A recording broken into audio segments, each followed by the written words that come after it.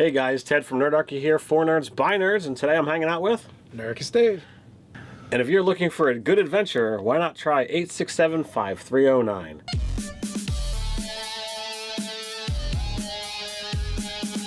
Hey, jump down to the description below where you can sign up for Nerdarchy the newsletter. It's a great way to get RPG tips as well as learn how to game with Nerdarchy. So we had a viewer suggestion, not really a GM 911, and by the way, if you guys have viewer suggestions or GM 911, we got a place for it. It's called nerdarchy@gmail.com.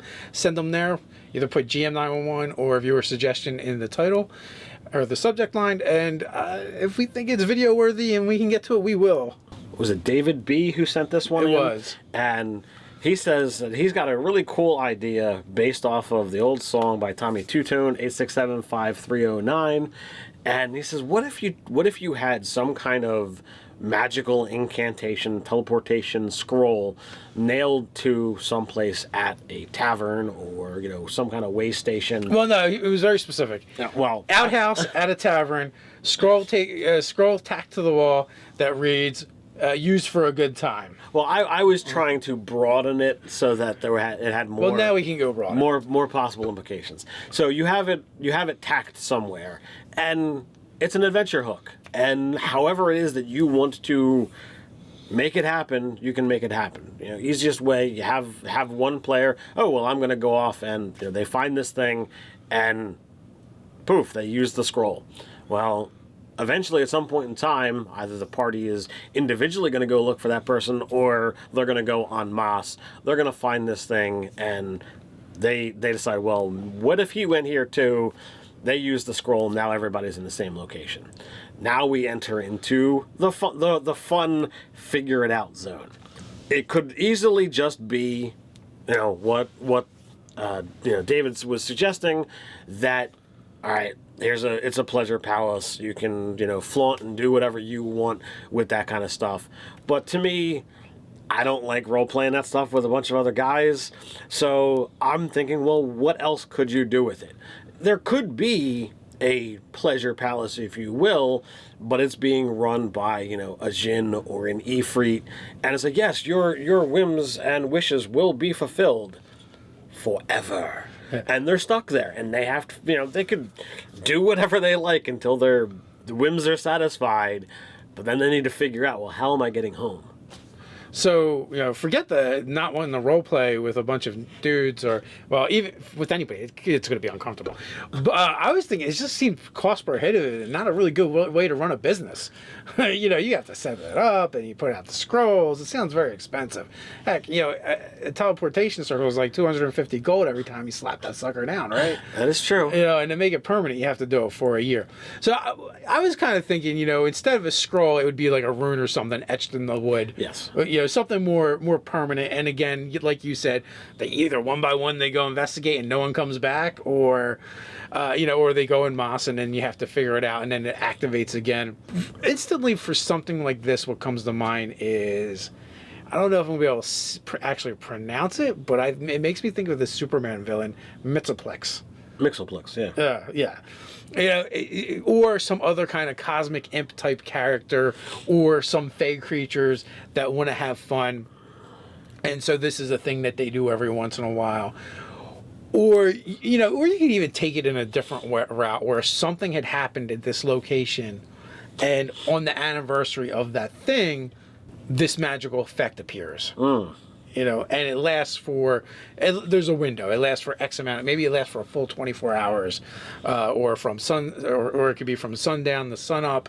However you want to do it. Could have been like a grisly murder, and because of different circumstances and the way the blood splattered on the wall and a particular pattern created this rune that is etched there forever, but it only appears and only is visible during this time. During this window. Right. So it could be like something interesting. The player's like, he checks out and he looks at it and then gets close enough and it activates, right? And this could happen to all of them. And again, it could, like you said, they end up in some place and now they have to figure out how to get out. Maybe there's a window.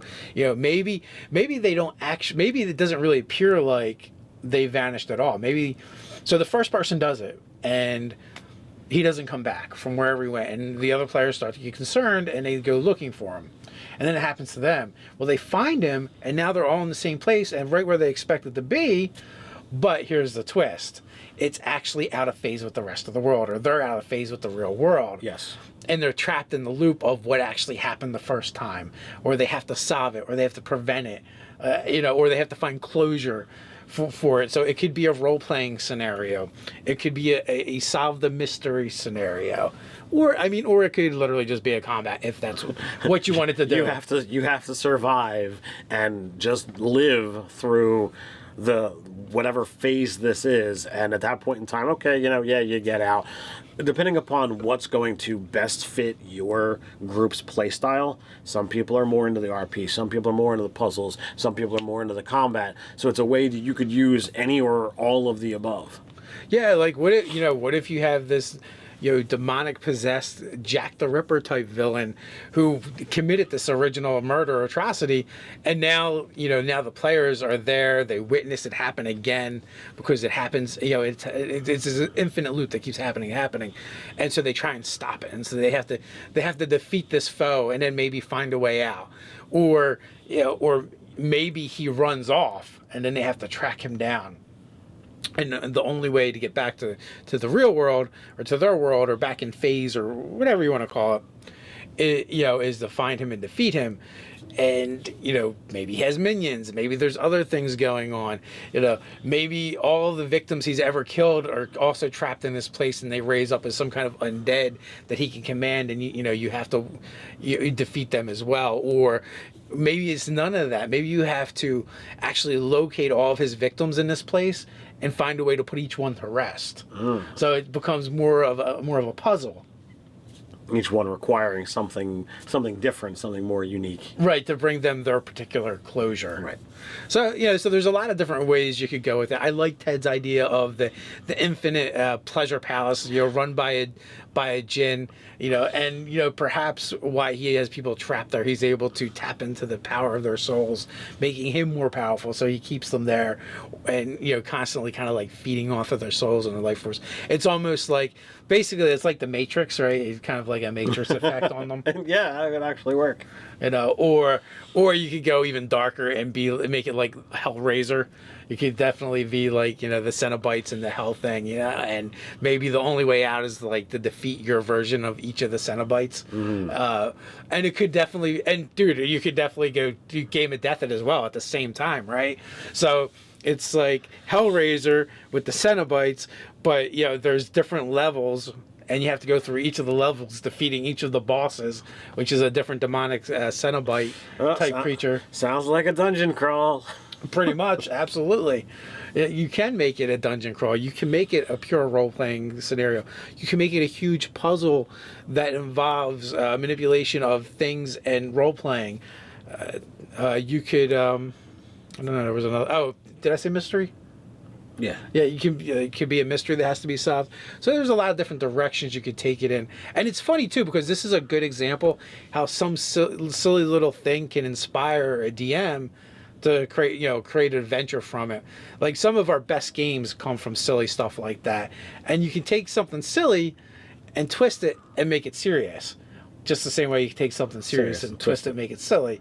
Whatever it is your game needs. And like, this kind of session really is a good way to break up a long spanning campaign arc, and you just need to like change up the pace and shake things up a little bit and give them something different to do than they've been working on. Right. It's always good to have breaks in your campaign so that there are essentially filler tasks, something that's going to be fun, it's going to be interesting, it's going to keep the characters engaged, but it doesn't move your central plot along. Because if you've got a central plot that you want to have happen, if everything is completely 100% tied into it, it's not going to function and feel like the real world. No, it'll be very video game-ish. Yeah. And like more like old school video game-ish, not modern day video game-ish. That's true. So what do you guys think about this magic scroll or rune?